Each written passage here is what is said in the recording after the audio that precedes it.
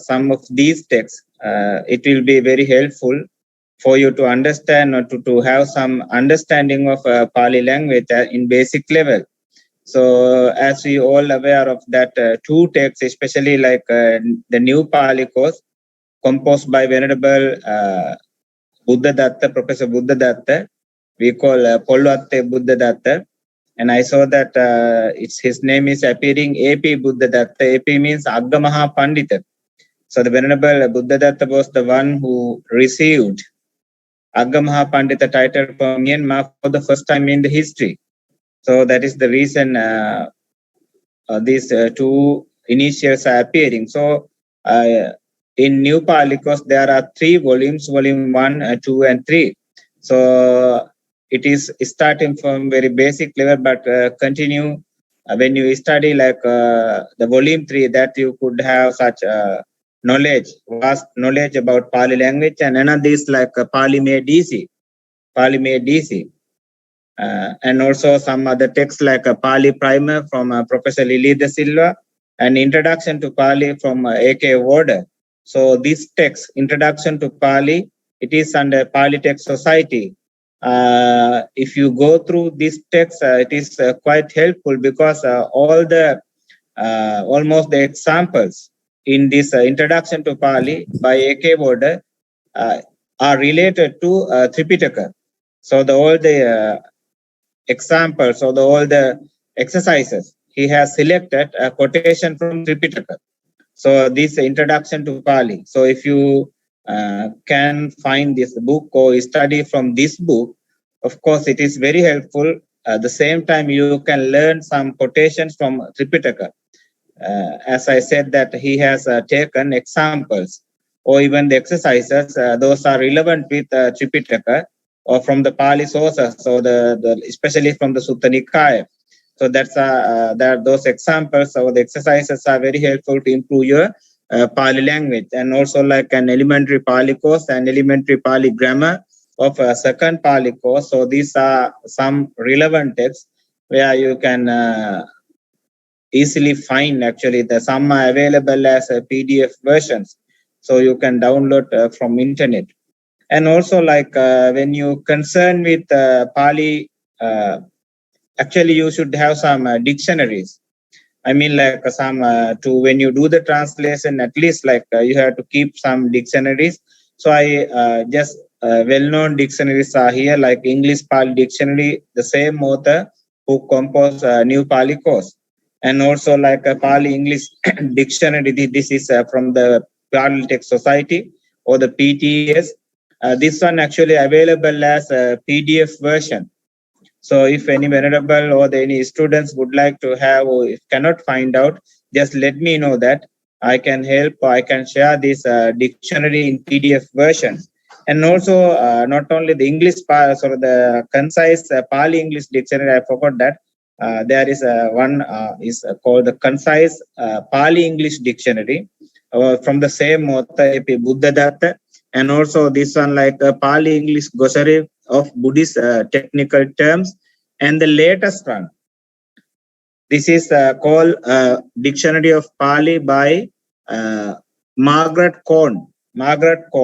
So there are 3 volumes written by Margaret Cohn. So these 3 volumes are the latest Pali dictionaries. So I think that if you can find these new dictionaries, that will be very helpful, because the reason is that she has collected or she has provided all the information what those are missing from early dictionaries.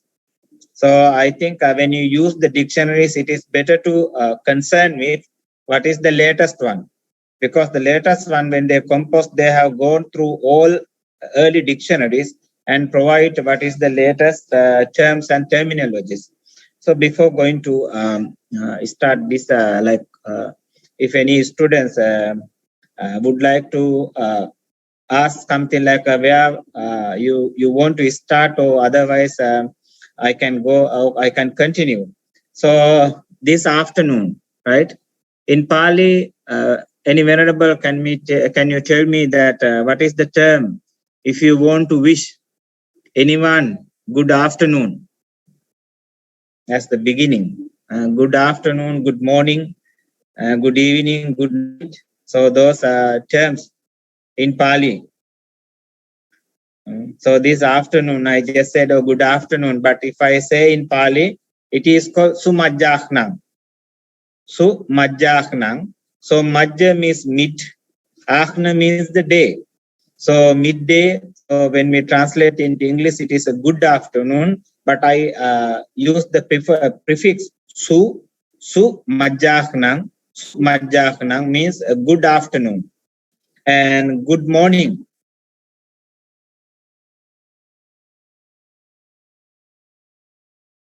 Morning. So if you add a su prefix, then it changes the meaning as supabhatang, good morning. Good morning. And good evening, susayanhang. Susayanhang. Good evening. Sayana. Sayana means any evening time we call Sayana Samayang. So when you add a prefix su, it becomes like a blessing or wishing. Su Sayana. So good evening. And su Rating. Or sometimes they use the term Subha Rating. Subha means good, Rating means night. So these are the terms in Pāli when you want to wish good morning, good afternoon, something like that. Once again, I repeat, Supabhatang, Supabhatang, good morning, Sumajjahnang, good afternoon, Sayanhang, good evening, Subharating or Surating, good night. Subharating, good night. So these are the terms. And also like there are very common terms like breakfast. Breakfast. Any venerable, can you tell me that what is the term in Pāli we call for the breakfast? Breakfast. So breakfast in Pāli called Pāta Rasang. Breakfast. Pāta Rasang. And lunch, Bhatta Kichang. Bhatta Kichang. Bhatta Kichang.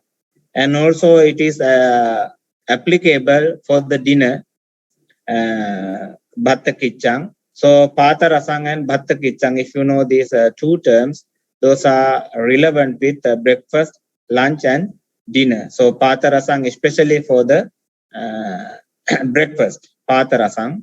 And for the lunch and dinner, you can use the term Bhatta Kichang. Bhatta Kichang. So even sometime in the Tripitaka, it is very common that Bhatta Kicha Avasane. So Bhatta Kicha Avasane means after the lunch. After the lunch. So many suttas we can see that this term Bhatta Kichang Bhattang Nimantetwa Bhattang Nimantetwa having invited to take lunch, something like that, some terms like that. So it is usable for even for the dinner, Bhatta Kichang. Bhatta Kichang. So these are very common terms. And if someone wants to ask like, how are you? How are you? In Pāli language. You see that in many discourses, I mean, not many, like some discourses, whenever Buddha met up with some venerables, he's asking such question like Kachite Kamaniyang. Kachite Kamaniyang. So this is like technical terms that we use in order to ask like, how are you? How are you doing? Kachite Kamaniyang, how is going on? So something like that. Kachite Kamaniyang. Te means to you. Kamaniyang means like how are you? So Kachi means for the questions. So this is something like ahang. So when you want to reply that, it's like simply you can say that Kamaniyang. Kamaniya means it's fine, I'm fine, something like that. So Kachite Kamaniyang, just simply you can say that Kamaniyang. So this is a very general usage. Even if you convert actually Pāli language into day-to-day usage, it is called, in Pāli we call Kata Sallapo. Kata Sallapo. So the daily usage of Pāli language. So I think that we are going to study Pāli for almost like a 3 month. So I hope that this course will be beneficial for knowledge, at least like some basic understanding, because without knowing some understanding, or without having such even simple understanding of the Pāli language, if you recite entire repeated, might be not beneficial. If you have heard such stanza, like it is say, yo nirutting na janati pita kattayam pade visankeya vane and gajo yata. Yo nirutting na janati.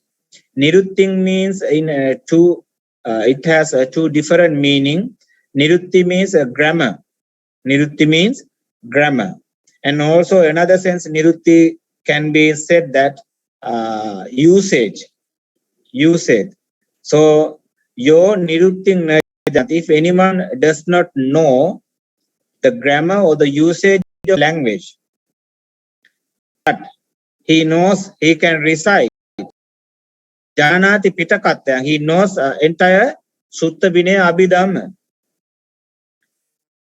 But what is happening that Pade Visankeya. Visankeya means confusion. Visankeya means confusion, confused, doubtful. Pade in each word. In Vane means in the forest. Anda gajo. Anda means the blind. Gaja means the elephant. You can imagine that an elephant who is blind, wandering inside in the forest. He has no eye, so he might be attacking, might be meeting with many difficulties and many accidents, because he has no eye. So at the same time, the person who has no any knowledge about usage of the language, grammar, he may confuse with each word. So I think as Buddhist, it is very necessary to have such knowledge in Pāli language, at least some basic understanding of usage. Otherwise, you may get meaning what Buddha expected to explore, to deliver his teaching. You remember one discourse in Majjhima Nikaya. It is called Alagadupama Sutta. Alagadupama Sutta. So in that sutta, one venerable's name Aritta, he understood Buddha's teaching in wrong manner. Buddha said the sensual pleasure is dangerous. But understanding was that it is not dangerous. Because of he understood when Buddha delivered his teaching, so he understood that teaching in wrong manner. Not only that venerable, and another is Venerable Sati. He had such wrong understanding of the consciousness, vijnana. So he said that same consciousness we brought from our previous existence, and we are carrying out the same consciousness, and if we have another existence, we will bring the same consciousness. It is called a vijnana. So it is not the same what we brought and what we are having now and what we are expecting to carry out. So that not the same consciousness, same thinking. So that is different. But he said that we are having same consciousness. So this is misunderstanding of the Buddha's teaching. It is due to lack of knowledge or lack of comprehension. So that is the reason why, at least as a Buddhist, I hope that the Language Institute taken such wonderful step to support and to encourage those who are really